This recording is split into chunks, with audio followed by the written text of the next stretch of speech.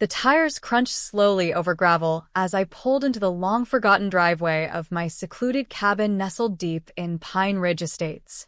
After 3 relentless months working on a tech project in Seattle, I was craving solitude, just the quiet rustle of trees and the distant call of crows, maybe a layer of leaves on the porch, and a few cobwebs to sweep away.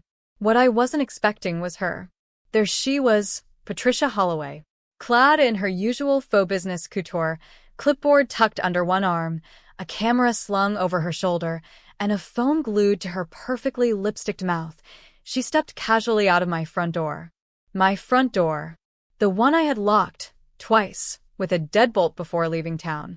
Her voice, sharp and nasal, floated easily through the cool fall air as she strutted down my porch steps like she owned the place.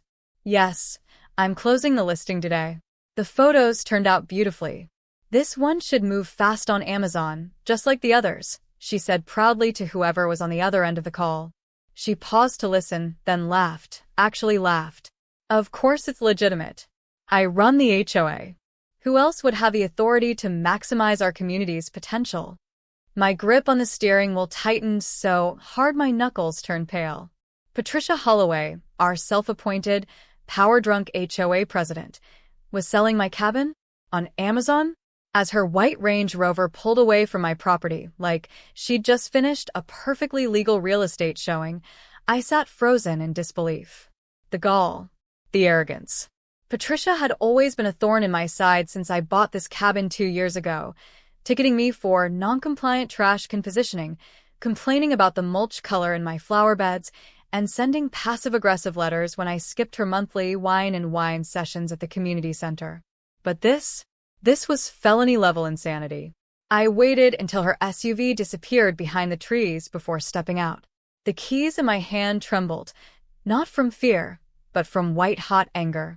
I unlocked the front door and stepped into a home that looked like mine, and yet didn't. Everything had been staged. My handcrafted coffee table was repositioned at a perfect angle, matching throw pillows, ones I'd never seen, sat pristinely on the couch, and labels dangled from nearly every item of furniture. Authentic mountain charm, HOA-approved comfort, and rustic elegance. In the kitchen, fake fruit rested in a bowl next to a wine bottle and 2 glasses, precisely angled for aesthetic appeal. My blackout curtains in the bedroom had been replaced with sheer white ones. Who wants sheer curtains in the mountains? The whole thing reeked of artificial warmth, like someone trying too hard to sell a lifestyle. My lifestyle sickened. I opened my laptop and started digging. It didn't take long. There it was, my 3-bedroom log cabin, listed on Amazon for $150,000 under a storefront called Pine Ridge HOA Properties. And who was the seller? Patricia Holloway. The listing was ridiculous. Charming HOA-compliant mountain retreat. Recently updated by HOA management to meet all community standards. Pine Ridge Estates' premier property, available exclusively through authorized HOA channels. Photos. So many high-res, well-lit photos. Every room captured like it belonged on the front page of a luxury real estate magazine. And it didn't stop there. I found 6 more listings. The Johnson's Lake House, up for grabs. The Patel's Cottage, listed as a starter home. The Davidson's Boathouse, described as a romantic waterfront studio. It was a full-blown racket. And Patricia wasn't hiding it either. Her seller profile proudly claimed she was a certified property enhancement specialist with 15 years of experience in community asset optimization. Whatever that meant. I took screenshots of everything. My fingers were flying over the keys as I dug through fake reviews, fabricated testimonials about smooth transactions, and rapid deed transfers. One reviewer even claimed they received their property documents within a week, an impossibility without the real owner's involvement. To test how far the scam went, I created a burner email and messaged the storefront about buying my own cabin. Patricia replied within minutes. Her message was enthusiastic, overflowing with buzzwords like investment opportunity, exclusive offer, and limited time discount. She promised to expedite the process herself, boasting that, as HOA president, she had the authority to fast-track ownership. Attached were documents. Forged documents. Ownership transfer papers with an HOA logo and fake signature lines. She claimed the current owner, a man named Richard Stone, was an absentee heir eager to divest. She had concocted an entire backstory about me, painting me as a neglectful property owner. It was surreal and terrifying. I called Tom Riverside immediately, my neighbor, and the only person I trusted in that maze of pine trees and HOA politics. "You're back already?"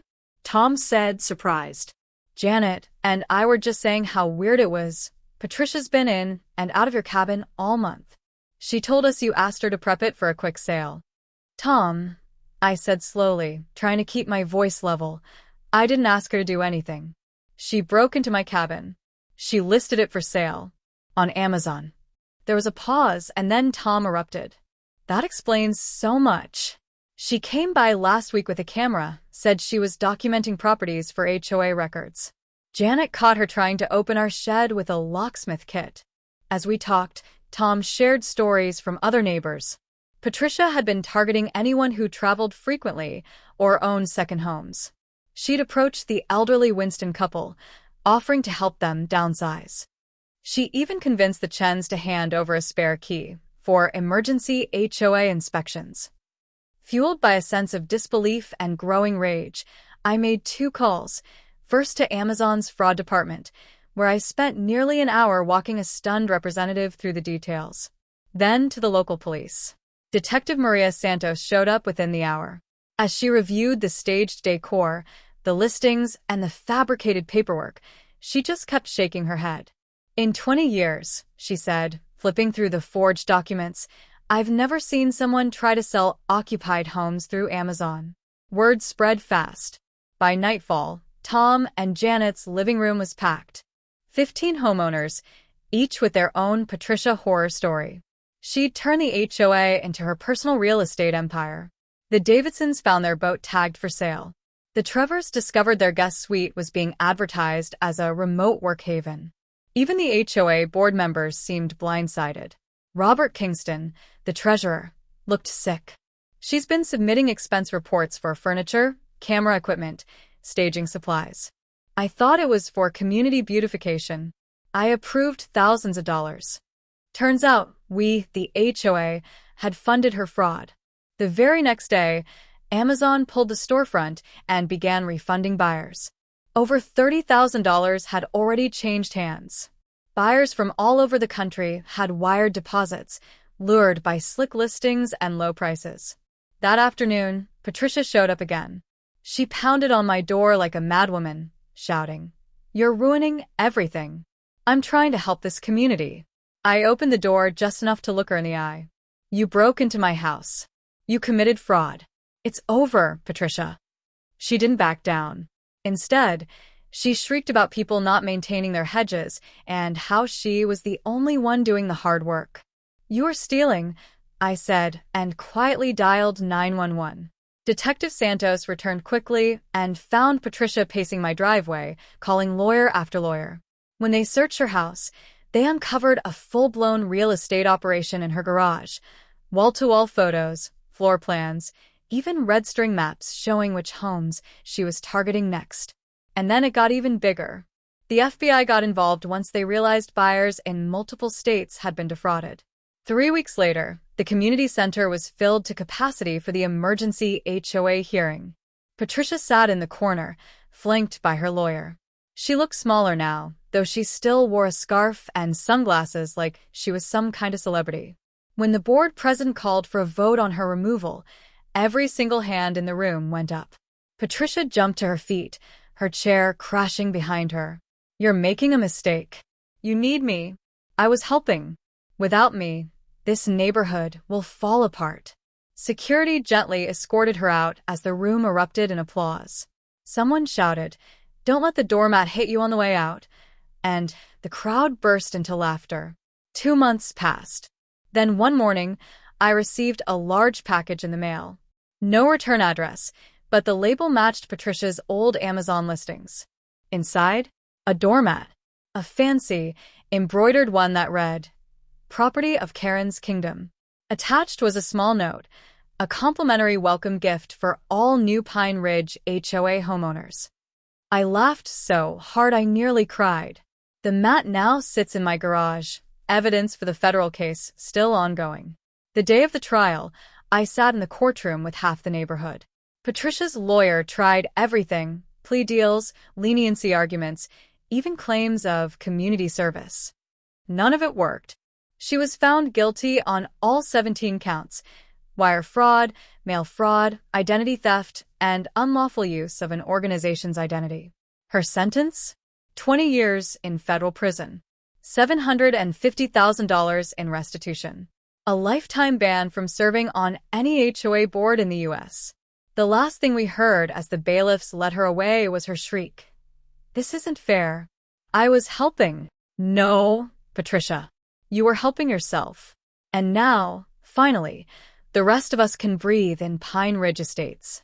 Without cameras, without clipboards, without fear that a wine-and-wine tyrant might be staging our bedrooms behind our backs.